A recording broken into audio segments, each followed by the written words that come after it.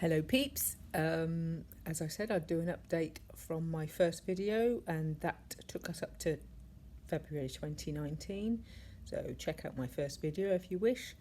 So much has happened and well, where do I start? Obviously February 2019. I went to that assembly, I was all fully awake then, and since then sadly in March my father died. He wasn't a JW, but when I first became a witness and I was studying back in the early 80s, he actually said, "You're being brainwashed." Oh, how true he was. So sad I wasn't able to tell him because he had dementia, sadly. There's been a lot of deaths in our family this year. My husband's brother then dropped down dead. He's a Jehovah's Witness. He's been a complete arsehole. Still not nice when people drop down dead, but 69 dropped down dead. And then this Monday, a cousin of mine has a heart attack, 68, age 61. He's a Jehovah's Witness, has sadly died. It is sad. It is. It's not nice when family members die, as most of you know. Last night, on Monday, I messaged the three wise monkeys, the elders, company boys, and to say they've been on a witch hunt for weeks, having different ones in at the Kingdom Hall, interrogating them of what I've done, what I've said. Oh, it's a real witch hunt. So at the end of the day, I just thought, you know what? I'm done. I'm actually done with these people. Not the most general witnesses, but the company boys, and they tell so many lies. I could show you so many messages of elders lying, and they admit to it, but they just lie. They'll lie and they call themselves in the truth. But anyway, let's not go there. It's not the truth. At the end of the day, with these deaths going on, sadly, obviously I made that first video, I took it down, the elders came in to see us, and the start of that really was back in, I suppose in June really, when it was really kicking off, because I obviously had been, as I said, researching, looking at John Cedars, different ones, and Berean Pickett's and Mark O'Donnell, so many who do a fantastic job. You're waking up so many people. I hope you realise how much you are helping. There's so many others that I can't remember their names, but you're great. I can just say you're great and you're invaluable. I've got to say that. The work you do, the time you put in, need to put in a report. Anyway, it was me meant to be a regular pioneer right up till March, but anyway, April was the last time I went to the Kingdom Hall. I'm faffing off a bit, but anyway, come June, I'd obviously started to like some videos, and I've got one sister who's a witness, and she's just had throughout all our years in the truth together, she's just always had an issue with me, and always tried to cause trouble, and I've never understood why, but it's become apparent. Anyway, she goes to an old study of mine while I'm on holiday, an ex-study of mine, and telling her I'm an apostate. So she drives past my house. She does an 18-mile journey from her house to this old Bible study of mine, telling her I'm apostate. She phones up our old congregation in Oxford to say to an elder, "Oh, I'm finding out about..." That was my brother-in-law that died in the April, finding out about his funeral. Like, who finds out about a funeral about 5-6 weeks after somebody's died?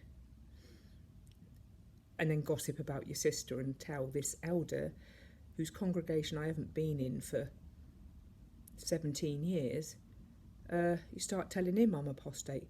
He then doesn't act properly. He then phones my husband's brother who's in his congregation. Instead of phoning us, and instead of my sister phoning us, as they should do according to the Bible, go see your brother, resolve things to your brother, you and him alone, none of that's done. So not only has my sister run to this elder and my old Bible studies, she's also phoned this elder in Oxford. Then he, instead of phoning us, phones my husband's brother. My husband's brother, the youngest one, obviously not the one that's died, he phones Phil. At that point, I'm in London with a very dear friend who I haven't seen for many years, ex-JW, and I get this phone call, or this message from my husband, like, you better ring me because something's kicking off. So I phone him. He tells me the situation, like my sister's telling everyone I'm an apostate, phoning this brother elder in Oxford. He's then phoned his brother, and his brother has just phoned him to ask what's going on, because he's a Jehovah's Witness. So I'm in London thinking, what on earth is going on? So I thought, right, I'm going to take the bull by the horns. I get this brother's elder's number, who's in Oxford. Old boy, he's caused so much trouble, but anyway, he doesn't do things properly. So I called him out on it, and I said, you would be before a judicial to what you've done, because you've actually spread gossip. Why did you not tell Paula to phone me, my sister, and why have you then gone on to spread round other family members? You've made the matters worse. Anyway, he does this sorry, which he isn't. But anyway, as if that's going to cover it. So anyway, I phone my sister and I say, what the hell are you doing? What's got into you? Oh, well, I've seen some of your posts on thingy, and I said, you like that? I said, it's the shunning. The way my daughter's been treated, it's the shunning. I don't agree with the shunning, and there's all these paedophile sex abuse cases, and the society is covering them up, and that is my issue. And she comes out with, there are no paedophiles amongst Jehovah's Witnesses. I'm like, is she for real? So I say, Paula, amongst 8.5 million Jehovah's Witnesses, you are telling me you believe there are no paedophiles? She says, no, there's not. It's fake news. I just thought, oh my goodness me. Am I dealing with Trump or something? Anyway, when you're dealing with that mentality, there's no hope, is there? Anyway, she says sorry for spreading stuff and, she's the one that actually told me that she'd been to these Bible studies, because that's how I found out. I'm like, anyway, she shot herself in the foot there. So we got on. So my husband called the elders in of our congregation and said, you better deal with her because she's gossiping. Even if Anita is the devil incarnate, she needs sorting. So they agreed, yes, she had acted wrong. So we have a holiday in June for a couple of weeks, thinking, oh yeah, they'll get on with it, So like a good month to nearly 6 weeks go by, and with like my husband starts, when was it, the assembly? July. Oh yeah, only last month. July. My husband's an attendant. I don't go. First assembly I haven't been to since 1981, because I thought, I'm done. Oh, well, I know I'm done anyway. No more. I can't be sitting through that. Especially love never fails. Oh dear, that was so inappropriately worded. Theme of the assembly. So my husband does his stint of the assembly, and the minute he's done his stint, he comes home. But anyway, he tries to nab this brother that he'd brought in to sort out the gossip that my sister had kicked off with, and for them to be dealing with her in a proper way and hold with the Bible, sort things out amongst your brothers.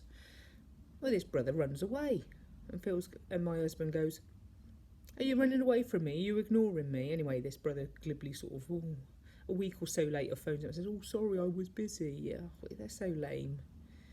So late. Anyway, apparently they did have a telling off, and she's meant to phone me and apologise. And so that was, when was the assembly? 3 weeks ago? Obviously nothing. And I don't want really a lot to do with that mentality. I'm just not going to be dealing with that mentality. It's just not sincere. Love never fails, apparently, but with a lot of them it does. Well, most of them.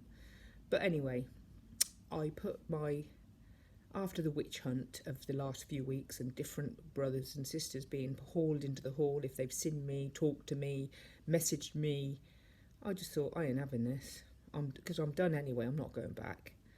So I met, and we'd had the three wise monkeys round anyway, so highlighting, why does the society give two different messages regarding the shunning, one from jw.org and the Love Never Fails book saying blood ties remain and normal family relations continue, and yet you've got the Assembly and the Watchtower saying you can't answer the phone, an email or a text, and you'll have not to have anything to do with it. And I said, this is all from the same mothership.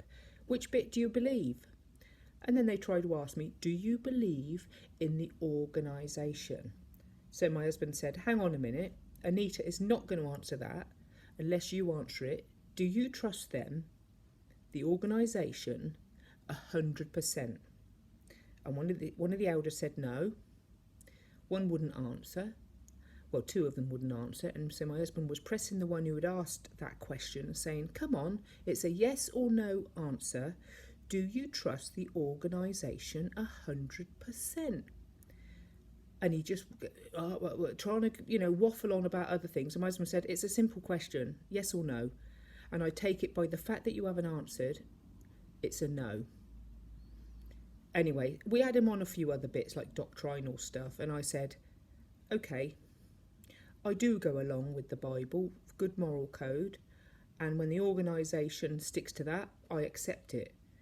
When it doesn't, I really struggle. So that's how I answered it.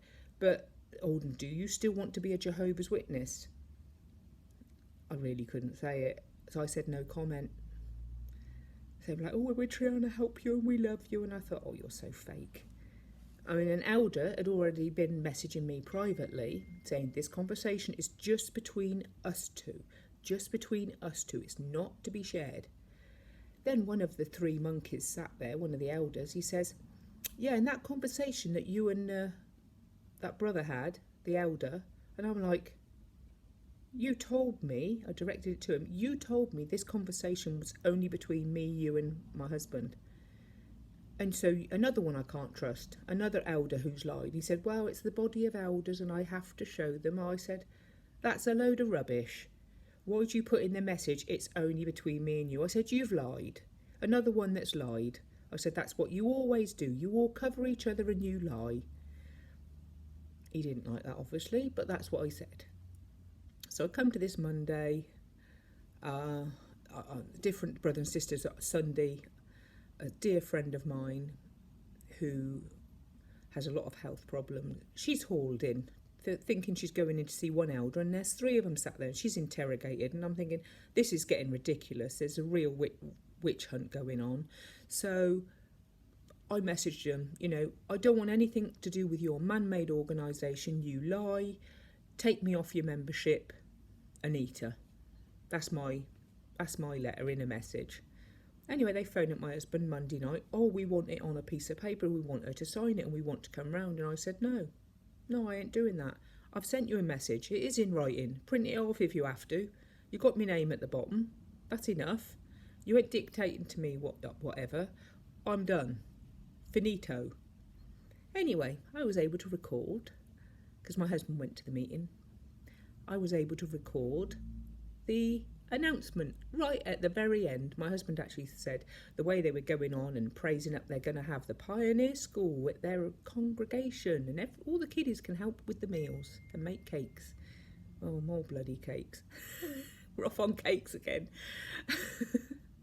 So at the end of the day, I cannot stick with an organisation that is full of lies, it's man-made, and it's ruining people's lives. So I'm out.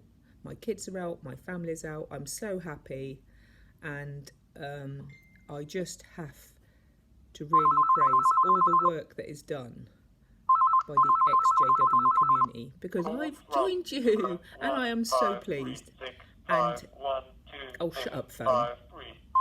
I just really, really appreciate the help and support that I've had. Thank you very much. Bye-bye.